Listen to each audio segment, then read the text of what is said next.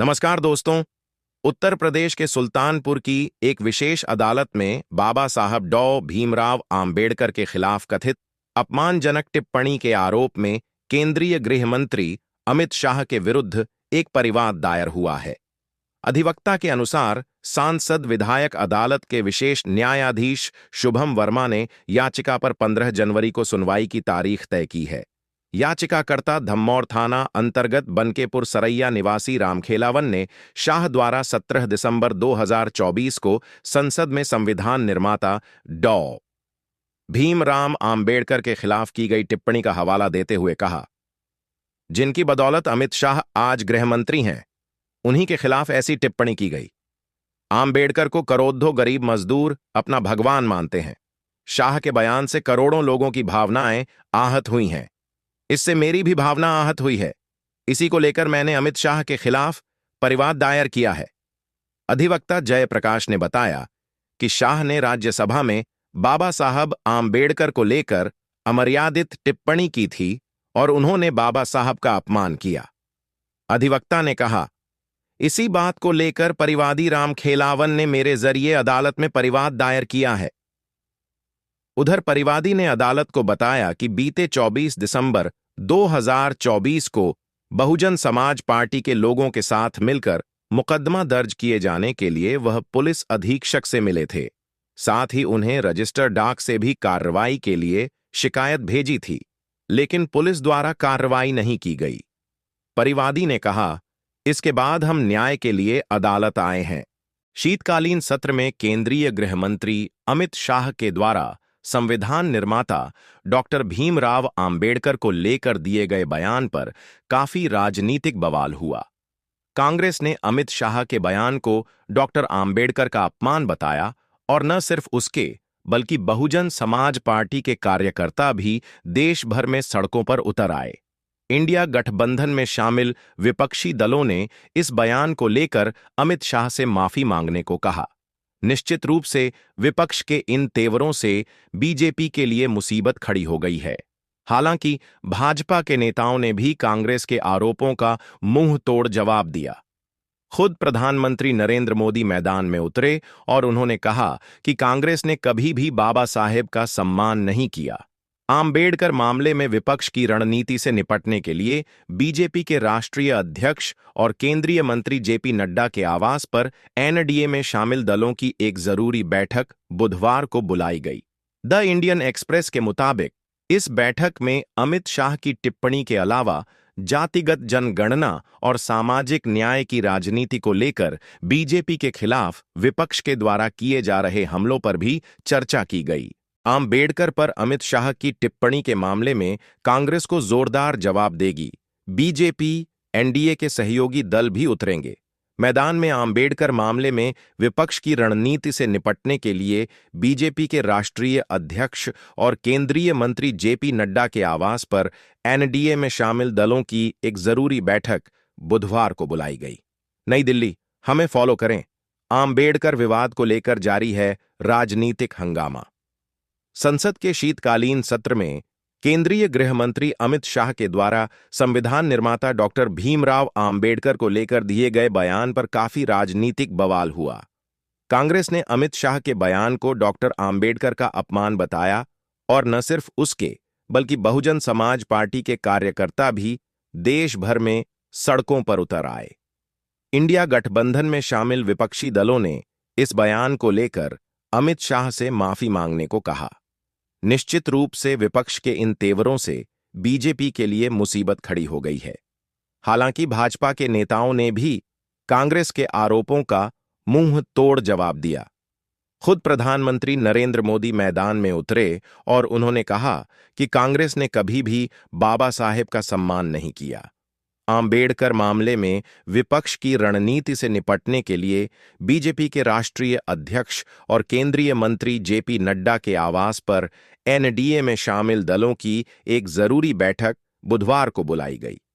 The Indian express के मुताबिक इस बैठक में अमित शाह की टिप्पणी के अलावा जातिगत जनगणना और सामाजिक न्याय की आजादी के बाद बनी कांग्रेस की सरकारों ने आम्बेडकर को क्यों नहीं दिया भारत रत्न, झूठी कहानी गढ़ने का आरोप बैठक में अमित शाह ने सहयोगी दल टीडीपी के प्रमुख और आंध्र प्रदेश के मुख्यमंत्री एन. चंद्रबाबू नायडू समेत अन्य नेताओं से कहा कि कांग्रेस झूठी कहानी गढ़ रही है।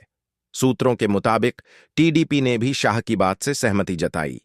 कुल मिलाकर इस बैठक का संदेश यही था कि एनडीए को एकजुट होकर विपक्ष के द्वारा बनाए जा रहे नैरेटिव का पुरजोर ढंग से मुकाबला करना होगा और इसके लिए एनडीए में शामिल सहयोगी दलों के बीच कोऑर्डिनेशन की सख्त जरूरत है।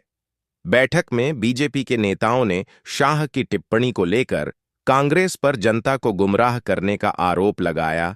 आंबेडकर पर अमित शाह की टिप्पणी के मामले में कांग्रेस को जोरदार जवाब देगी। बीजेपी, एनडीए के सहयोगी दल भी उतरेंगे मैदान में। आंबेडकर मामले में विपक्ष की रणनीति से निपटने के लिए बीजेपी के राष्ट्रीय अध्यक्ष और केंद्रीय मंत्री जेपी नड्डा के आवास पर एनडीए में शामिल दलों की एक जरूरी बैठक बुधवार को बुलाई गई। नई दिल्ली, हमें फॉलो करें। आंबेडकर विवाद को लेकर जारी है राजनीतिक हंगामा। संसद के शीतकालीन सत्र में केंद्रीय गृह मंत्री अमित शाह के द्वारा संविधान निर्माता डॉक्टर भीमराव आंबेडकर को लेकर दिए गए बयान पर काफी राजनीतिक बवाल हुआ।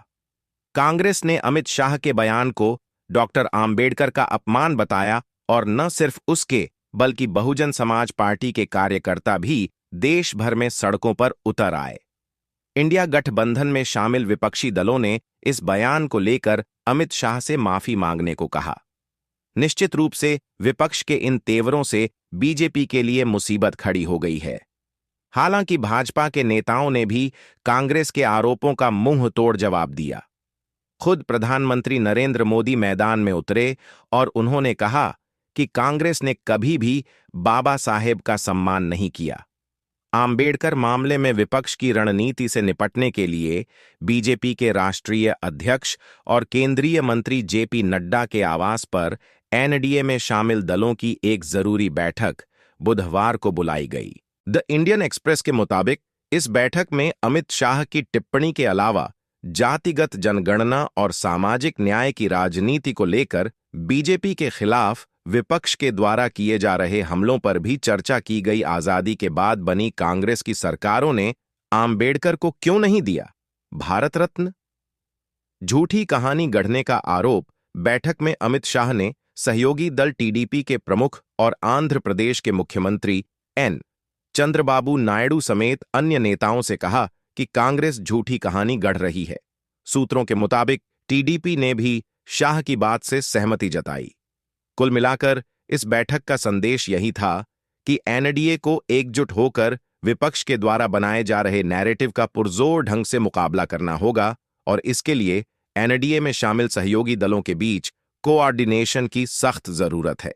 बैठक में बीजेपी के नेताओं ने शाह की टिप्पणी को लेकर कांग्रेस पर जनता को गुमराह करने का आरोप लगाया।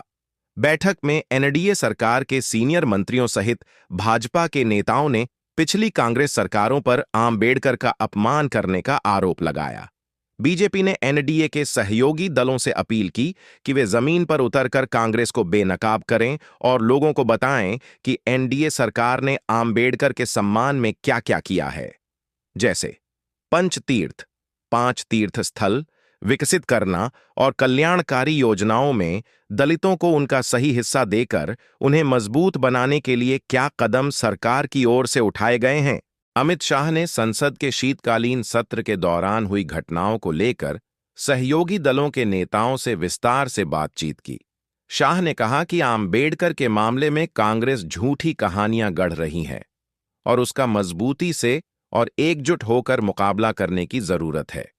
बीजेपी के 2 बड़े सहयोगी बिहार के मुख्यमंत्री नीतीश कुमार और महाराष्ट्र के उप मुख्यमंत्री एकनाथ शिंदे बैठक में शामिल नहीं हुए।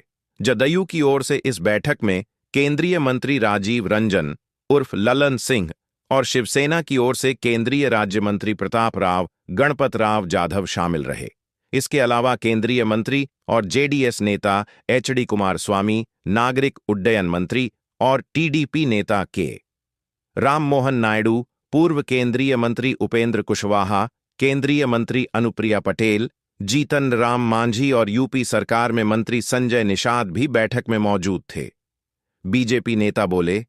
कांग्रेस रच रही साजिश बैठक में हुई चर्चाओं को लेकर एक नेता ने द इंडियन एक्सप्रेस को बताया कि जब अमित शाह ने राज्यसभा में आम्बेडकर को लेकर बयान दिया था, तब कांग्रेस के सांसदों ने इस पर कोई रिएक्शन नहीं दिया था, लेकिन बाद में कांग्रेस नेताओं ने एक बैठक की और उन्होंने अमित शाह के बयान को मुद्दा बनाने का फैसला किया। इस बैठक में राहुल गांधी भी मौजूद थे। भाजपा नेता ने कहा कि यह पूरी तरह एक साजिश है। कांग्रेस करेगी बड़ी रैली। इस बीच कांग्रेस बेलगावी में पार्टी की कार्य समिति की बैठक करने जा रही है। माना जा रहा है कि कांग्रेस कार्य समिति की बैठक में आम्बेडकर विवाद और जाति जनगणना के मुद्दों को लेकर कांग्रेस नए सिरे से रणनीति तैयार करेगी और कार्य समिति की बैठक के बाद एक बड़ी रैली भी करेगी। रैली को जय बापू, जय भीम, जय संविधान रैली का नाम दिया गया है। बीजेपी और एनडीए को घेरने की कोशिश, कांग्रेस की कोशिश आम्बेडकर और संविधान के मुद्दे पर बीजेपी और एनडीए को घेरने की है। लोकसभा चुनाव 2024 के चुनाव प्रचार के दौरान भी कांग्रेस की अगुवाई में इंडिया गठबंधन में शामिल विपक्षी दलों ने संविधान और आरक्षण खतरे में है का प्रचार किया था। चुनाव नतीजे आने के बाद यह साफ हुआ था कि उसे इसका फायदा हुआ है, जबकि भाजपा को इसका नुकसान झेलना पड़ा। हालांकि लोकसभा चुनाव में अच्छा प्रदर्शन नहीं कर पाने से निराश बीजेपी ने जबरदस्त कमबैक करते हुए हरियाणा और महाराष्ट्र के चुनाव में जीत हासिल कर उसके ऊपर बने राजनीतिक दबाव को काफी हद तक काम कर लिया है।